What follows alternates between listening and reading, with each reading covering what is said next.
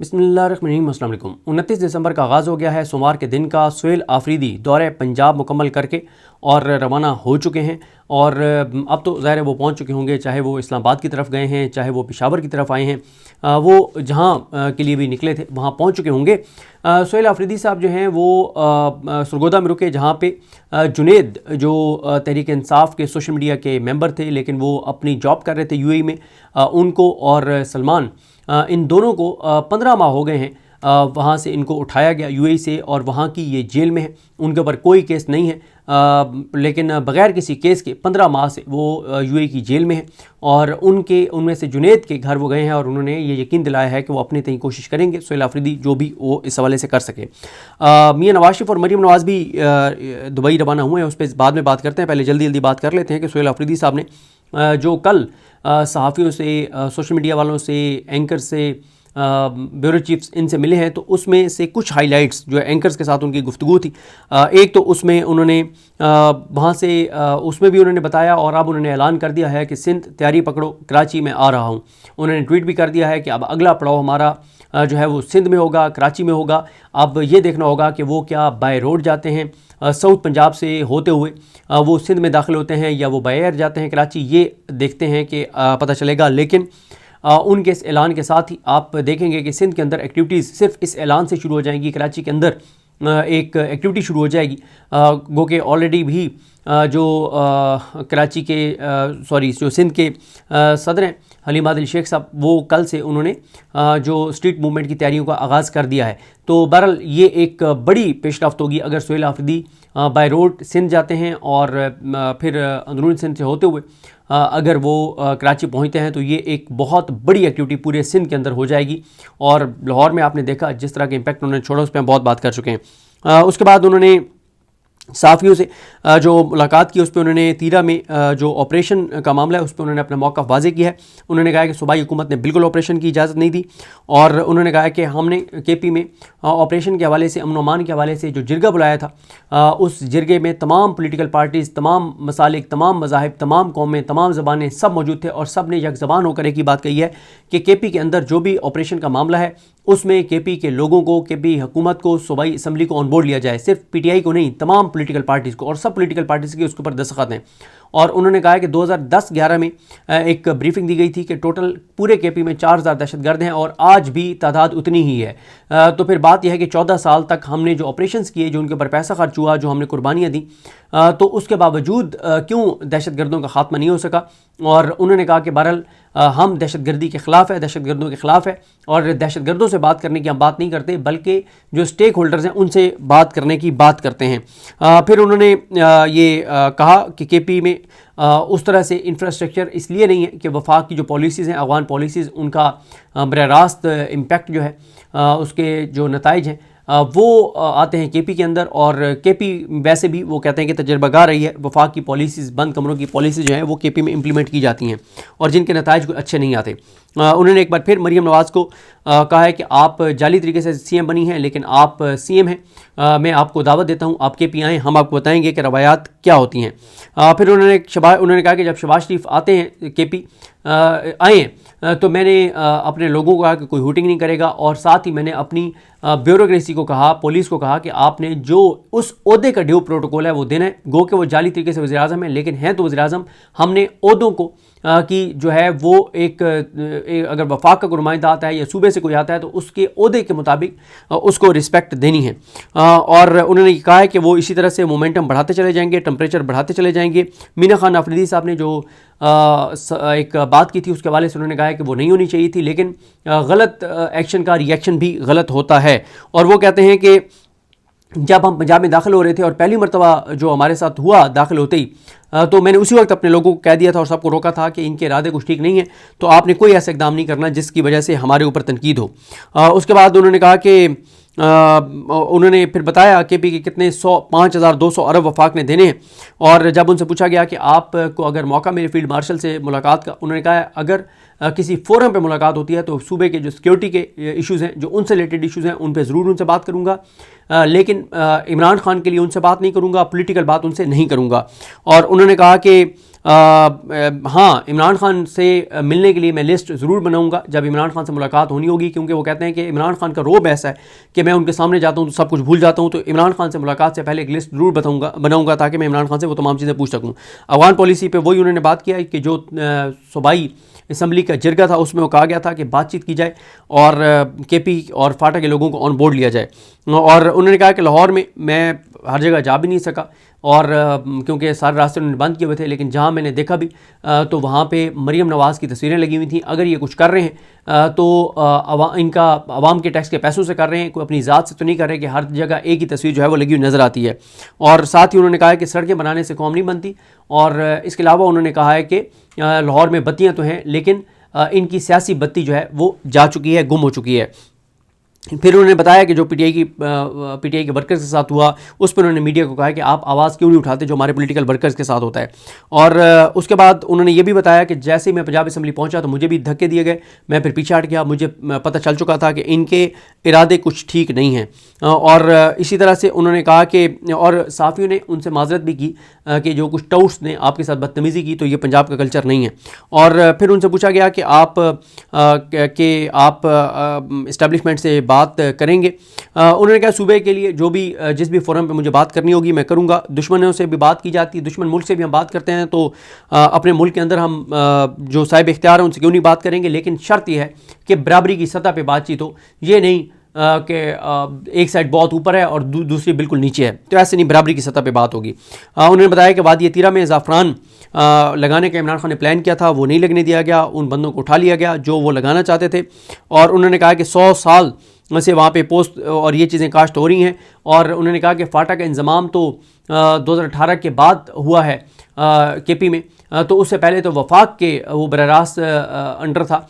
तो किसकी सरपरस्ती में वो सारी वहाँ पे मंशियात काश्त होती थी और अब भी वहाँ जो कुछ हो रहा है वो किसकी सरपरस्ती में हो रहा है। अगर इसमें मैं बोलूँगा तो फिर वो हक़ाइक़ बहुत तल्ख़ हैं और चीज़ें फिर ख़राब होंगी। और फिर उन्होंने कहा कि लेकिन मुझे अगर मजबूर किया गया बोलने पर तो फिर मैं बोलूँगा, फिर मुझसे गिला ना कीजिएगा। और फिर उन्होंने कहा कि हमने जो केपी में ड्रग माफिया उसके खिलाफ कार्रवाई शुरू कर दी और जब हमने ड्रग माफिया के खिलाफ कार्रवाई की तो फिर मुझसे ये मत पूछें कि कहाँ कहाँ से कॉल्स आई कि इस ड्रग माफिया को छोड़ दें। और उन्होंने कहा कि मैं तो अक्सर कहता हूँ, बार बार कहता हूँ कि जो बॉर्डर के ऊपर जो लोग तैनात हैं उनके असासे चेक करवाएं कि क्यों स्मगलिंग होती है और अगर होती है तो फिर उसका फ़ायदा किसको पहुंचता है। और उन्होंने कहा जो इंपोर्टेड सिगरेट है वो नहीं आ सकती पाकिस्तान में, लेकिन कैसे आ रही है ये भी चेक करें। फिर उन्होंने कहा कि टीटीपी को दहशतगर्द जमात समझता हूँ। और ये सारी उन्होंने कहा कि वो जो टाउट्स थे वो बहरहाल उन्होंने कहा कि सहेलियों के दोस्त थे जो पंजाब असम्बली में जो है वो नज़र आए। अब हम आगे चलते हैं, जो दूसरी स्टोरी थी, कुछ और ख़बरें भी उन पर बात करेंगे। पहले मियां नवाज शरीफ और मरीम नवाज साहबा जो हैं वो दुबई रवाना हो गए हैं और जो एक्सप्रेस न्यूज़ ने खबर दी वो ये कहते हैं कि मियां नवाज शरीफ और मरीम नवाज आज जाती उम्रा से दुबई के लिए रवाना हुए, जहाँ वो 2 रोज़ क़याम करेंगे। इस दौरान मियां नवाज शरीफ जो है वो जुनैद सफदर की शादी के सिलसिले में दुबई में मुकीम करीबी अजीज़ों और दीगर मेहमानों को शादी के दावतनामे देंगे। और दुबई में क़याम के बाद मियां नवाज शरीफ की लंदन रवानगी भी मुतवक्के है। और अब आप खैर मैंने कोशिश की है लाहौर के दोस्तों से चेक करने की, क्योंकि सोशल मीडिया पे चल रहा था कि शायद वो जो एयरफोर्स 1 है उसके ऊपर गए हैं, लेकिन इसकी तस्दीक नहीं हो सकी। मैंने लाहौर के दोस्तों से चेक किया है, वो भी जब मैं ये वीडियो रिकॉर्ड कर रहा हूँ वो कोशिश कर रहे हैं, नहीं पता चल रहा। अगर वो एयरफोर्स के जहाज़ पे गए हैं तो ज़ाहिर है ये बहुत ही इस पर सवालात उठेंगे, लेकिन अभी तक इसकी तस्दीक नहीं हुई कि वो एक प्राइवेट जो है वो जहाज़ के ज़रिए गए हैं, कैसे गए हैं, तो इस हवाले से अभी तक नहीं पता चला। लेकिन तरजीहात आप इनकी देख लें कि मतलब अब गए हुए हैं, मतलब वहाँ पे शादी के कार्ड तकसीम करने के लिए। और अगर तो एयरफोर्स वाले जहाज़ पे गए हैं तो इसके ऊपर तो बहुत ज़्यादा एक अवामी सतह पे रिएक्शन जो है वो आएगा। और बाकी उनके ऊपर दबाव ज़ाहिर है बहुत ज़्यादा है। इस वक्त लाहौर में सिर्फ़ और सिर्फ और पूरे पंजाब में सुहेल आफरीदी ही डिस्कस हो रहे हैं। अच्छा, इसी तरह से कुछ और ख़बरें उन पे जल्दी हम बात कर लेते हैं, जो बहुत इंपॉर्टेंट ख़बरें। एक तो इन्होंने कहा है कि मुस्लिम लीग नून और पीपल्स पार्टी लंबी इनिंग्स खेलना चाहते हैं। यार सादिक साहब ने कहा है भाई आपकी अपनी सियासी तौर पे कोई वक़्त नहीं है, जो आपको कहा जाएगा वही करेंगे। एक अफसोसनाक ये ख़बर कि गुज़िश्ता 48 घंटों में 29 फ़लस्तीनी जो हैं उनकी जो फ़लस्तीनी शुहदा की लाशें जो हैं वो गज़ा के अस्पतालों में मुंतकिल की गई हैं। और इनमें से 25-14 ऐसे हैं जिनकी लाशें मलबे तले से निकाली गई हैं। तो ये जनाब सूरत हाल है। 71,000 से ज़ायद शुहदा हो गए हैं और ये जो अभी 48 घंटे में, गुज़िश्ता 48 घंटे में जो कुछ हुआ है, इसके ऊपर कोई मुस्लिम मुल्क नहीं बोल रहा, सारे अर्दली बने हुए हैं ट्रंप के। और एक और आपने वीडियो देखी होगी जिसमें एक जो इसराइली फ़ौजी है वो सड़क के किनारे नमाज़ पढ़ने वाले जो एक फ़लस्तीनी है उनको टक्कर मारता है गाड़ी के ज़रिए, लेकिन उसके ऊपर भी कोई मुस्लिम मुल्क जो है वो नहीं बोल रहा। ये नजम सेठी कहते हैं कि ये हाइब्रिड सिस्टम ऐसे ही चलेगा क्योंकि जो सियासतदान इस्टेब्लिशमेंट के साथ हैं उनके पास जाने के लिए और कोई जगह नहीं, जबकि इस्टेब्लिशमेंट के पास कोई और सहारा नहीं। इसलिए मजबूरी के तहत ये ऐसे ही चलेगा क्योंकि पूरे सिस्टम को असल ख़तरा जो है वो इमरान खान से है। उसके बाद ज़ाहिद फ़ारूक मलिक साहब ने एक ग्राफिक, एक जैसे व्हाट्सएप का स्टेटस होता है ना, उसका स्क्रीनशॉट लगाया हुआ है कि कहते हैं कि वैसे कमाल नहीं है बिलावल भुट्टो का कि जिस जमात ने अल जुल्फ़कार बनाई, जिसने जहाज़ अगवा किया, उस जमात का चेयरमैन PTI को कह रहा है कि इंतहा पसंदी ख़त्म करना होगी। अच्छा, ये बड़े दावे किए जा रहे हैं कि CCD बनने के बाद जो है ना वो क्राइम रेट बहुत कम हो गया है। हालात ये हैं कि जंग अखबार की खबर है जिसको नून लीग और शरीफ ख़ानदान समझता है कि इससे इंडिपेंडेंट अखबार कोई नहीं है। वो ये बता रहे हैं कि सिर्फ पिंडी इस्लामाबाद में 24 घंटों के अंदर 61 से ज़्यादा वारदातें हुई हैं। अगर पिंडी इस्लामाबाद में 61 वारदातें चोरी चकारी की हुई हैं, पिंडी इस्लामाबाद में अगर 61 से ज़ायद वारदातें 24 घंटे में हुई, तो बाकी पंजाब में और पाकिस्तान में क्या हालात होंगे। लाहौर में बसंत के लिए डोर और पतंग वगैरह जो हैं वो बनाने की इजाज़त दे दी गई है। अल्लाह ताला रहम करे। कसूर में कल एक बच्ची का चेहरा मुतासर हुआ है, पता नहीं कितना नुकसान होगा, लेकिन ये सारा बसंत वाला ड्रामा मैं आपको बता चुका हूँ, ये सिर्फ किया जा रहा है 8 फरवरी की PTI की कॉल से तवज्जो हटाने के लिए। इसी तरह से एक और ख़बर कि पंजाब हुकूमत ने निजी मेडिकल कॉलेजेस के सामने घुटने टेक दिए। दाखिला पॉलिसी में अहम तब्दीली, मरकज़ी मेरिट में खाली रह जाने वाली नशस्तों पर दाखिले की इजाज़त। हमारे दोस्त मोहम्मद उमैर ने बड़ा अच्छा एक इसको समराइज़ किया है सुहेल आफरीदी साहब के विज़िट को। उन्होंने कहा कि पंजाब हुकूमत की जानिब से सुहेल आफरीदी की मेहमान नवाजी का मुख्तसर अहवाल। कैंट में दाखिला बंद, मार्केट्स बंद, सड़कें बंद, बिजली बंद, फूड स्ट्रीट बंद, जेल में मुलाकात बंद। अच्छा, उसके बाद जी सुहेल आफरीदी साहब का एक बयान रह गया था जो मैं हाईलाइट नहीं कर सका था। उन्होंने कहा कि मुरीदके में जो TLP के साथ हुआ, उनके लोगों को शहीद किया गया, वो उसके ऊपर उस तरह से बात नहीं हुई। उस पर अगर सब खामोश रहे तो कल सबको एक साथ ऐसे ही होगा। और वो ये कह रहे हैं सुहेल आफरीदी साहब कि पहले साने डी चौक हुआ, किसी ने आवाज़ नहीं उठाई, अब साने मुरीद के हो गया, अब भी अगर कोई आवाज़ नहीं उठाएगा तो कल को किसी के साथ भी कुछ भी हो सकता है। अच्छा, 2-3 चीज़ें बड़ी इंटरेस्टिंग हैं। ये नजम अली खान साहब जो हैं ये बहुत क्लोज़ हैं, शरीफ ख़ानदान के बहुत ही क्लोज़ हैं और इस मौजूदा सिस्टम के बहुत क्लोज़ हैं। उन्होंने बड़ी इंटरेस्टिंग एक कॉलम में 2-3 चीज़ें लिखी हैं। एक तो वो कहते हैं कि जी मेरी स्टडी बताती है कि बरसग़ीर पाक व हिंद के अवाम मज़हब और सियासत में ज़्यादा इंतहा पसंद हैं और यही वजह है कि यहाँ हकीकी जमहूरियत मौजूद नहीं है। सिर्फ पाकिस्तान ही नहीं, यह मसला भारत और बांग्लादेश में भी मौजूद है जो कभी मुत्तहिदा हिंदुस्तान होते थे। मुझे किसी ने कहा है कि ये उन मिसाला जात और मिर्चों का भी असर है जो इस खत्ते में खाई जाती हैं, कि ये जो मिसाले तेज़ खाते हैं ना लोग और मिर्चें खाते हैं, तो नजम अली खान कहते हैं कि इसलिए बड़ी यहाँ पे मज़हब और सियासत में इंतहा पसंदी है। मैं समझता हूँ इन्होंने पूरा कॉलम लिखा कि इमरान खान ने इंतहा पसंद कौम को बना दिया। मैं ये समझता हूँ इमरान खान ने पाकिस्तानी कौम की आंखों का ऑपरेशन कर दिया बड़ी कामयाबी के साथ। वो चीज़ें जो कौम को 78 साल से नज़र नहीं आती थी, आज कौम वो अपनी आंखों से देख सकती है। फिर वो आगे कहते हैं कि इसी तरह अरब ममालिक में गोश्त बहुत ज़्यादा खाया जाता है तो उनके लहू में भी गर्मी है। मुझे ये बात काफ़ी हद तक दुरुस्त लगती है क्योंकि मैंने अरबों की तरफ से लाशों की बेहुरमती करने का पढ़ा है, उसका महज़ब माशरों में सोचा भी नहीं जा सकता। हत्ता कि उन्होंने रसूलुल्लाह सल्लल्लाहु अलैहि वसल्लम के प्यारे नवासे इमाम अली मकाम के जस्ते खाकी के साथ जो कुछ किया वो बताते हुए मेरा दिल दहलता है। फिर उसके बाद नजम अली खान कहते हैं कि ये जो बेनज़ीर भुट्टो की तस्वीरें जो वो उनकी नंगी फेक तस्वीरें बनवा के जो वायरल की गई थी और हेलीकॉप्टर के जरिए फेंकी गई थी, वो कहते हैं वो नवाज शरीफ ने नहीं किया था, वो शेख रशीद ने किया था और उनके आकाओं ने किया था। उन्होंने शेख रशीद ने अपने आकाओं के साथ मिलके ये काम किया था। अब ये भी उन्होंने उस वक्त की इस्टेब्लिशमेंट पे डाल दिया है। बहरहाल अब आप आगे इंटरेस्टिंग इनके दो वो देख लें।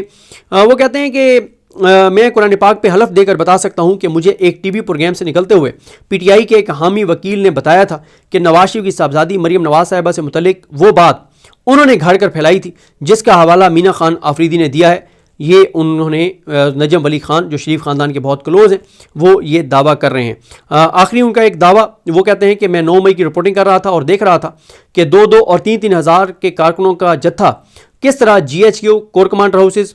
भैया आप कैसे रिपोर्टिंग कर रहे थे कि आप तो एक जगह रिपोर्टिंग के लिए हो सकते हैं ना, आप कोर कमांडर भी कवर कर रहे थे और आप GHQ भी कवर कर रहे थे, वो पिंडी में है, वो लाहौर में। खैर वो कहते हैं कि किस तरह से PTI वाले जो हैं वो GHQ कोर कमांडर हाउसेस, शुहदा की यादगारों और मुखालफिन के घरों और दफातर पर हमला आवर हो रहे थे। और मुझे इस बात का कभी इम्कान नज़र आ रहा था कि अगर इमरान खान की जनरल रिटायर्ड फैज़ हमीद के साथ मिलकर बनाई हुई ये साजिश कामयाब हो जाती है कि वो GHQ पर कब्जा करके सिपा सालार सैयद आसिम मुनीर की सरबराही और उसके बाद शहबाज शरीफ की वजारत उज़्मा ख़त्म कर दे, तो उन जनूनी और जंगली जत्थों ने अपने सियासी मुखालफिन के घरों पर हमले करके उनके अहले खाना तक को मार के उनकी लाशें चौकों में लटका देनी थी। ये नजम वली खान दावा करें। अच्छा, अब आप ये ख़बरें कुछ सुन के बहुत ज़रा आप कई बार बोर भी हो जाते हैं, तो आपको ज़रा मज़ाही ख़बरें भी 3-4 बता दूँ। कामरान टसोरी साहब कहते हैं कि जी बिलावल की वालदा बिलावल की वालदा बेनज़ीर भुट्टो ने मस्जिद नबी में मुझे भाई बनाया था। फिर कामरान टसोरी कहते हैं कि मैंने बेनज़ीर भुट्टो से वादा किया था कि 15 रोज़ में आपको पाकिस्तानी पासपोर्ट दिलवा दूंगा और मैंने 13 रोज़ में वादा निभाते हुए उन्हें पासपोर्ट दिलवा दिया था और उन्होंने पाकिस्तान वापसी के बाद सबसे पहला फ़ोन मुझे किया था। साथ वो कहते हैं कि मेरी बर्थडे पर बेनज़ीर भुट्टो ने शहीद बेनज़ीर भुट्टो ने मुझे कीमती कफलिंग का तोहफ़ा भी दिया था। और आखिरी जनाब 2-3 खबरें कि शेखुपुरा में महकमा आपाशी में बताया गया कि 5 अरब की करप्शन का स्कैंडल सामने आया है सिर्फ एक ज़िला शेखुपुरा के आपाशी डिपार्टमेंट में। लुट प्रोग्राम चल रहा है जनाब। एक और ख़बर है, इस पर ज़रा डिटेल भी निकलवाएंगे कि 5 अरब रुपए की हुकूमत ने मंजूरी दी है MQM के लापता अफराद की फैमिलीज़ के लिए। MQM को मिलेंगे ये 5 अरब उनके लापता अफराद के लिए। मौजें लगी हुई हैं जनाब, अरबों रुपए इधर चल रहे हैं उधर जा रहे हैं।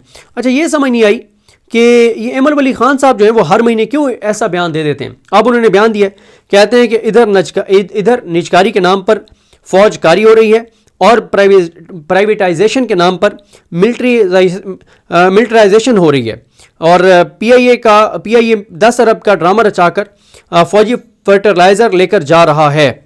अच्छा, इसके बाद जनाब कहते हैं जनाब अकबर बाजवा साहब और अजमल जामी साहब और हबीब अकरम साहब के वज़ीर आला सुहेल आफरीदी ने बेहतरीन मोबिलाइजेशन की लाहौर में और सहाफ़ियों के हर सवाल का जवाब बड़ी खंदा पेशानी से दिया।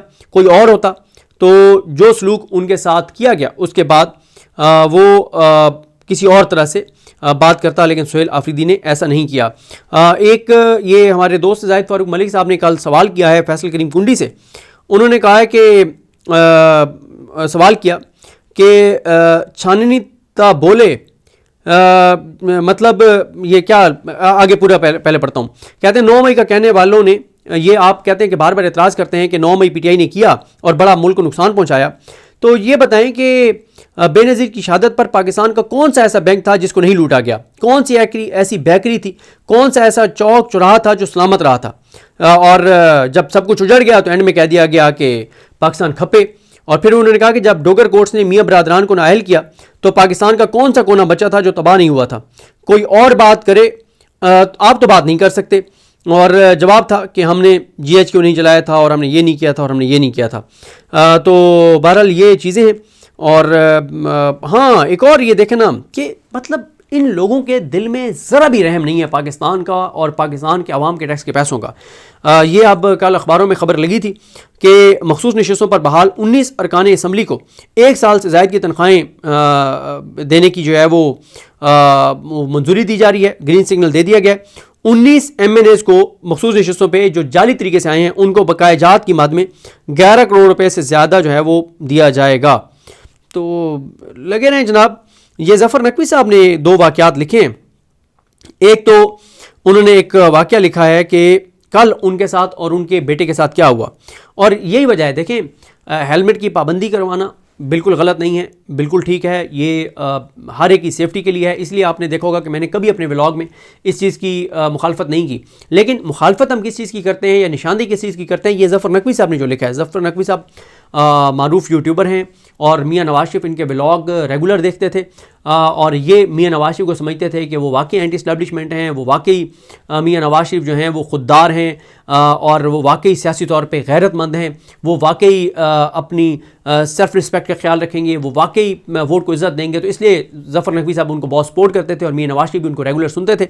लेकिन अब ज़फ़र नकवी साहब ने जब देखा तो वो पिछले कई माह से उन पर तनकीद कर रहे हैं और इसलिए नून लीग वाले उनको गालियाँ भी बहुत देते हैं। ज़फ़र नकवी साहब कहते हैं कि पेशावर रोड बिलमुकाबिल कायनात अड्डा रावलपिंडी जो है वो वहाँ की जो जॉइंट चेक पोस्ट है वहाँ पर हमारी गाड़ी को रोका गया और कहा गया कि आपने सीट बेल्ट नहीं बांधा हुआ तो चालान होगा। वो कहते हैं कि मेरा बेटा गाड़ी चला रहा था, गाड़ी का कार्ड ड्राइवर के साथ सब कुछ मौजूद था, तो हमें कहा गया कि आपका 10,000 का चालान होगा। मैंने पूछा कि वो लिस्ट दिखा दें क्योंकि सिर्फ सीट बेल्ट ना बांधने पर इतना चालान कैसे हो सकता है, और साथ ही मैंने वीडियो बनाना शुरू कर दी। जैसे ही मैंने कैमरा खोला और पूछा कि चालान कितना है तो साथ वाली चौकी से कामरान नामी सिविल कपड़ों में एक बंदा आया, उसने मेरा मोबाइल खींच दिया, मुझे धक्के दिए, ऊपर कैमरे लगे और सब कुछ उसमें नज़र आ रहा होगा, ऊपर जो कैमरे लगे हुए थे। मैंने सिर्फ 10,000 पर सवाल किया, मुझे और मेरे बेटे को चौकी पर ले गए, वहाँ आधा घंटा हब्से बेजा में रखा। उनका इसरार था कि मोबाइल तब देंगे जब वीडियो डिलीट करोगे। मुझे धक्के दिए, बेटे को उसी टेंट में बिठाया, आखिर मोबाइल खोलकर वीडियो डिलीट की और मुझे कहा कि चालान 10,000 नहीं 5,000 है, इसलिए मुझसे वीडियो डिलीट करवाई। वो कहते हैं कि क्योंकि ये खुद कह रहे थे कि 10,000 है तो मैं तो इसलिए वीडियो बना रहा था ताकि इनको एक्सपोज करूं। आगे वो कहते हैं कि क्या वज़ीर आला पंजाब ने पंजाब पुलिस को बदमाश बना दिया है? पुलिस ने ऐसा क्यों किया है? मैं इनके खिलाफ कोर्ट जाऊंगा, ये बदमाशी क्यों की है? मैं वज़ीर आला पंजाब मरियम नवाज साहिबा और IG पंजाब डॉक्टर उस्मान अनवर साहब से इस बदमाशी और पुलिस गर्दी के खिलाफ सख्त एक्शन लेने का मुतालबा करता हूँ। इन बदमाशों को बेनकाब ज़रूर करूँगा। मुझे कहते हैं कि आपने पहले बताया होता कि आप सहाफ़ी हैं, क्योंकि एक बंदा मुझे पहचान गया।